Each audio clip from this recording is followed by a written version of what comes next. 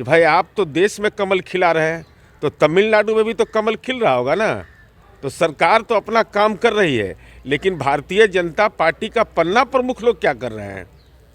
यहाँ के नेताओं का क्या तमिलनाडु में प्रभाव नहीं है? नहीं, लोजपा को 2 सीट आया तो बहुत अच्छी संभावना उनके लिए बन गई। बिहार में सरजमी उखड़ गया है उनका, तो नागालैंड से चुनाव भी लड़ जाए लोकसभा का क्या परिणाम? आदरणीय प्रधानमंत्री का यह मंतव्य बिल्कुल ही आपत्तिजनक है। ये राजनीतिक संस्कार के विरोध में है और राजनीतिक संस्कार इस देश का नहीं रहा है। अरे वाजपेयी जी ने दुर्गा कहा था इंदिरा जी को, वह राजनीति का संस्कार रहा है। कौन किसको मरने के लिए कहेगा भाई? क्यों कहेगा? नेशन देख रहे हैं, मैं हूं आपके साथ वंदना। एक बार फिर से बिहार विधानसभा सत्र के 5वें दिन भी विपक्ष द्वारा हंगामा किया गया। बता दें कि इस पर जदयू के मुख्य प्रवक्ता नीरज कुमार ने सफाई देते हुए कहा है कि बीजेपी के पास अब मुद्दा नहीं है, तमिलनाडु का मुद्दा ये लोग सदन में उठा रहे हैं, बिहार विधान परिषद के सदन में। तो मैं इनसे पूछना चाहता हूँ कि जो नेता चुनाव के दौरान प्रचार प्रसार में गए थे, क्या वो उन लोगों में ताकत नहीं है? क्या वो लोग इन सब चीज़ों पर बिहार के मजदूरों को वहाँ पर मदद नहीं पहुँचा सकते हैं क्या? साथ ही साथ उन्होंने चिराग पासवान के परफॉर्मेंस को लेकर कहा कि बिहार में तो उनका अस्तित्व ही खत्म हो चुका है, अब दूसरे राज्य में वो अपना अस्तित्व जमाने में लगे हैं। तो मैं उन्हें अच्छा कहना चाहता हूं, लेकिन साथ ही साथ यह भी कहना चाहता हूं कि एक बार 2024 और 25 के चुनाव का भी नज़र बिहार पर जरूर रखें। पहले हम आपको सुनवाते हैं कि क्या कुछ कहना है जदयू के मुख्य प्रवक्ता नीरज कुमार। तमिलनाडु की जो घटना है, जो मीडिया में आया, उसके बाद जो परस्पर विरोधी सूचनाएं मिल रही हैं, सरकार को जो ही जानकारी मिली सरकार ने इसको संज्ञान में लिया।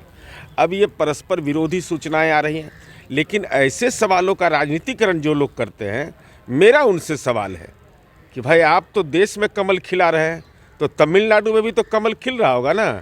तो सरकार तो अपना काम कर रही है, लेकिन भारतीय जनता पार्टी का पन्ना प्रमुख लोग क्या कर रहे हैं? यहाँ के नेताओं का क्या तमिलनाडु में प्रभाव नहीं है? इन लोगों का अपना प्रभाव का इस्तेमाल करना चाहिए, और बिहार के लोग अगर पीड़ा में हैं तो वहाँ पर जरूर मजबूती के साथ उनको खड़ा होना चाहिए। सरकार तो खुद संवेदनशील है, कार्रवाई कर रही है, लेकिन भाजपा ऐसे सवालों का राजनीतिकरण अगर करती है तो अपने पन्ना प्रमुख, बूथ प्रमुख का भी दायित्व निर्धारित करे। नहीं, आदरणीय प्रधानमंत्री नरेंद्र मोदी जी ने जो जुमला कहा है कि कोई मरने के लिए किसी को कहता है, बताइए क्या बोल रहे हैं? आप देश के प्रधानमंत्री हैं, आपके एक बयान के लोगों के दिलो दिमाग पर असर पड़ता है। तो ऐसी स्थिति में हम समझते हैं कि जीत का जश्न मनाइए, लेकिन उसका राजनीतिकरण भावनात्मक हो जाए, यह चिंता की बात है। लोजपा को 2 सीट, आपको सिर्फ 1 सीट। नहीं, लोजपा को 2 सीट आया तो बहुत अच्छी संभावना उनके लिए बन गई। बिहार में सरजमी उखड़ गया है उनका, तो नागालैंड से चुनाव भी लड़ जाए लोकसभा का क्या परेशानी? बीजेपी करे कि आपको लोजपा से लड़ने की हैसियत नहीं है, हमसे क्या नहीं पटिएगा? भारतीय जनता पार्टी हमारे बारे में कह रही है कि हमसे लड़ने का है। तो प्रधानमंत्री नरेंद्र मोदी जी से नहीं पूछे कि 52 सभा किए थे 15 में, हमारे बारे में क्या क्या हमारे डीएनए का सवाल उठा रहे थे। हालांकि 23 महीना में डीएनए बदल गया मेरा, हमारे साथ आ गए। तो जब इनके बड़े आका जो हैं, जिनको राजनीति में कलेजा था 56 इंच का, उनका 15 में सिकुड़ गया, 13 इंच का हो गया, तो 15 से तो 8 साल हो गया। अब तो 10 साल के बाद क्या करेंगे? सो बिहार की जनता को भी एहसास है और भारतीय जनता पार्टी को भी एहसास है। वो कह रहे हैं कि 24 का ये टेलर है, जो नॉर्थ ईस्ट का जो परिणाम आया वो 24 का टेलर है। वो ट्रेलर है तो दूसरे जगह पर हार रहे हैं, उसका दूसरे राज्यों में हार रहे हैं, उसका क्या होगा? अरे देश के 12 से कुछ एक राज्य में ज़्यादा में है, तो कैसे ये उम्मीद? इस ढंग का विश्लेषण अगर भारतीय जनता पार्टी करती है तो करना चाहिए, और हम तो यह उम्मीद करते हैं। कह रहे थालिए न बजवाए हैं, 24 में अभी चुनाव जीत गए और ट्रेलर लग रहा है, एकदम लोटा लेकर के बजाइए सब जगह, लोटा नगाड़ा बजाइए कस करके, क्योंकि कोरोना भगा दिए इससे। तो पॉलिटिकल लड़ाई लड़ना है तो थाली के बदले अब लोटा की ओर आगे बढ़िए, ज़्यादा बेहतर होगा। 25 में तो उसके पहले कोई संभावना नहीं है लोकसभा चुनाव में। इसका मतलब लोकसभा चुनाव में भारतीय जनता पार्टी को विराम लग गया है, एहसास है। आप ही लोगों को 0 पर समेटने में लगी हुई है बीजेपी। अरे तो 0 तो स्वामी विवेकानंद का था, इनका फर्जीवाड़ा वाला 0 है मेरा। उनका तो 2 करोड़ रोजगार था और 7 लाख रोजगार दिए आज तक में, 7 लाख मात्र। यह है भारतीय जनता पार्टी का चरित्र। मुंह से बोला 2 करोड़, घोषणा पत्र में बोला 1 करोड़, अब पूरी उपलब्धि आई 7 लाख भारत सरकार। कि आदरणीय प्रधानमंत्री का यह मंतव्य बिल्कुल ही आपत्तिजनक है। ये राजनीतिक संस्कार के विरोध में है और राजनीतिक संस्कार इस देश का नहीं रहा है। अरे वाजपेयी जी ने दुर्गा कहा था इंदिरा जी को, वह राजनीति का संस्कार रहा है। कौन किसको मरने के लिए कहेगा भाई, क्यों कहेगा? राजनीति में उदय और अस्त होते रहता है, तो ऐसा राजनीति मस्त मत बन जाइए कि भाषा भी बिगड़ जाए। इसलिए हमारी उम्मीद है कि आदरणीय प्रधानमंत्री जी, जीत का अहंकार नहीं होना चाहिए, जीत का सम्मान कीजिए और नॉर्थ ईस्ट के लोगों को जो जीवन की बुनियादी आवश्यकताएं, जो राष्ट्रीय सुरक्षा के लिए वहाँ खतरे हैं, उन तमाम चीज़ों का मूल्यांकन करके काम करिए। कोई किसी को मरने के लिए नहीं कहता है, बल्कि देश के 125 करोड़ लोग जिंदा रहे यह कामना करता है। सीबीआई द्वारा मीसा भारती, लालू यादव, तेजस्वी यादव को सम्मन भेजा है, नोटिस भेजा है पूछताछ के लिए। ये तो रूटीन प्रक्रिया है भाई, ये तो रूटीन प्रक्रिया के तहत वो लोग अपना न्यायिक अधिकार क्षेत्र में है, प्रशासकीय क्षेत्र में वो लोग क्या करते हैं।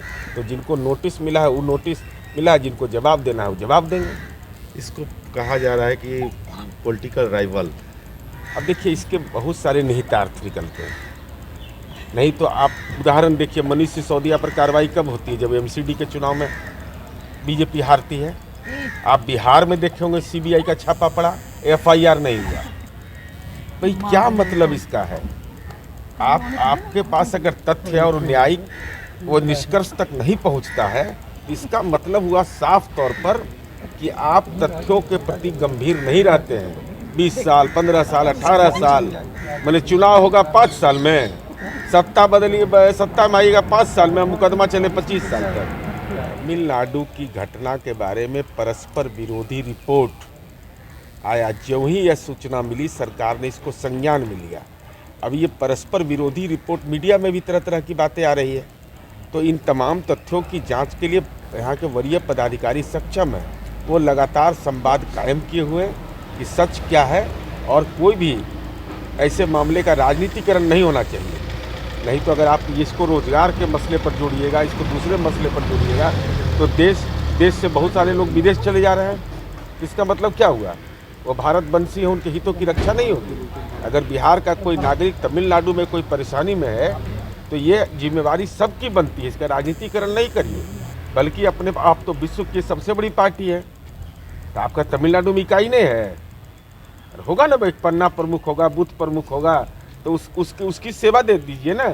केवल राजनीतिक आलोचना ऐसे संदर्भ का करना हमारी समझ से समयोचित नहीं होता है। सरकार खुद संवेदन। तो सुना आपने कि क्या कुछ कहा। बता दें कि नीरज कुमार ने साफ तौर से यह भी कहा कि तेजस्वी यादव को लेकर के जो बिहार में सियासत हो रही है कि चार्टर्ड प्लेन से गए और केक उन्होंने काटा, बधाई दिया तमिलनाडु के सीएम को, तो उस पर इन्होंने सफाई देते हुए कहा कि बीजेपी भी आए दिन जो चीज़ों को करती है, क्या उसका जिक्र कभी हुआ है क्या? मैं उनसे पूछना यही चाहता हूँ कि बिहार में जो राजनीति है बिहार में ही करें, और सदन में जो आप लोग मुद्दों को भटकाने की कोशिश कर रहे हैं, जिससे बिहार के जनता को भला करने में ये लोग जो है वह बाधा पहुंचा रहे हैं। इसका बस इतना ही। बने रहिए न्यूज़ फाउंडेशन के साथ। तब तक हमारे चैनल को सब्सक्राइब नहीं किया तो कर लीजिए। धन्यवाद।